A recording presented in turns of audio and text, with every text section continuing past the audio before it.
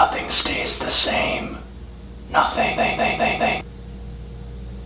Hi everyone, Anthony Fantano here, internet's busiest music, and it's time for a review, Nachtmystium, Silencing Machine. This is an Illinois band that has been at it for quite a few years, released quite a few LPs, and they pretty much have a rotating cast of band members that is fronted by the main brain of the group, Blake Judd, aka Azentrius. Why the ominous stage name? Well, Nachtmystium is a metal band. One that is hugely influenced by the strain of black metal that was coming out of places like Norway in the 90s, groups such as Darkthrone, Gorgoroth, Mayhem, and that influence shows in the band's wretched style vocals, the lo-fi production on their earlier releases, and of course the chord progressions that they choose to play with too. But in the late 2000s, the band started experimenting a bit more with the sounds of black metal, including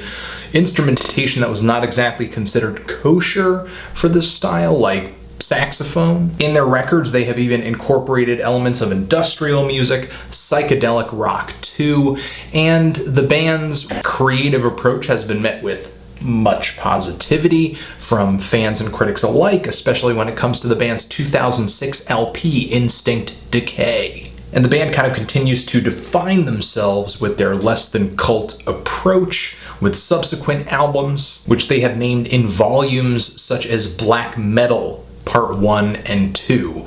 Meddle being M-E-D-D-L-E, as if you are meddling with something, in this case the original blueprint of black metal, making the titles on albums like these the cutest play on words in the whole genre of black metal. Now, unless you've been living under a rock, you already know that adventurous and American offshoots of the black metal style have been pretty popular as of late in independent music. Where Nachtmystium fits in the current spectrum of American black metal, to me, despite being pretty experimental, the band is incredibly no bullshit. Yes, there's a lot of sound effects and instrumentation on this LP that you would not normally find on a black metal album, but it's incorporated so subtly to the point where it's really the band's energy, production, force, and just really melodic and catchy songwriting that steals the show, which to me makes Nachtmystium not just a black metal band,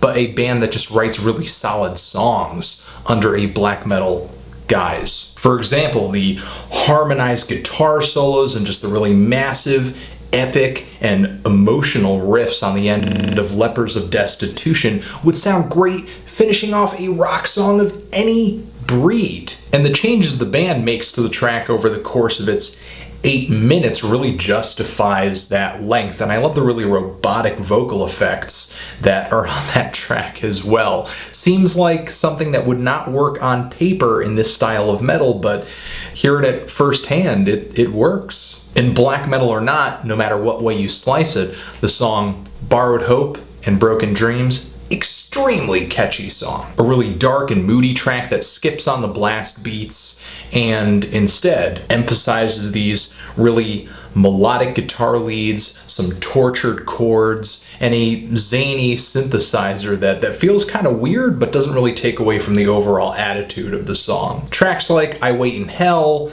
Give Me the Grave, and Reduced to Ashes are extremely catchy too. And that Reduced to Ashes track really reminds me of why I love black metal, because that song is just filled with chords that really call back to that Romance era kind of composition. And of course it's mixed together with this really raw sound, these dark, just disgusting vocals. I just love that mix of beauty and horror that black metal, when it's great, brings. There's a nice variety among these tracks too. You have your faster tracks, you have your mid-paced tracks, and of course you have your really kind of slow, bellowing, more atmospheric tracks that really go for a big presentation without a hitch. The tracks on here have distinct hooks and chord progressions. There are a lot of weird sound effects on some of these tracks too that really grab my attention.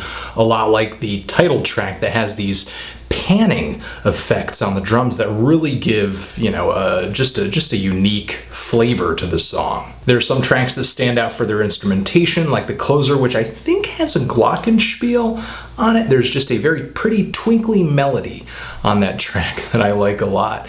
And there's an array of synth textures too on these songs. The only gripes that I have is that sometimes the experimentation on this LP goes a little bit too far, to the point where a track can kind of feel ridiculous. Like on the song Decimation Annihilation, which has these skipping synthesizers kind of pulsating in the midst of just this black metal mess.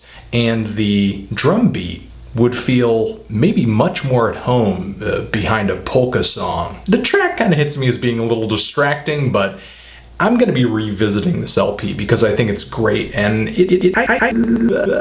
maybe it will grow on me. We'll see. And what's funny is that is the only song on this album that really kind of takes a slightly industrial route. Nachtmystium doesn't really embrace that style in a big way on this album, and it's surprising, not only because that sound has shown up on previous LPs, but it was even on the single that was released before this album. That single, the A-side and the B-side, actually do not make it onto this LP, and they may have made a nice addition to Silencing Machine. Another downside is that sometimes the experimentations on this thing can be so subtle that a song can feel a bit inconspicuous, a lot like the opening track, which is slightly underwhelming and a little bit too basic for me, considering that there are so many songs after it, especially in the middle and the end of this album, that are so awesome and just unique. So overall, for me, this LP is well written, it's memorable, it's creative, thinks outside the torture chamber, as it were. Uniquely hooky for a black metal album, and very melodic. For me, a lot like that Agalloch album, Marrow of the Spirit, incredibly easy to get into. But there's enough going on, enough detail, that revisiting this LP is worth it. Kind of feeling a decent to strong 8 on this album. What did you guys think of it? Did you love it? Did you hate it? Why? And what should I review next? Remember, the good comment and the great rate, but only the strong subscribe. Anthony Fantano, Nachtmystium, forever.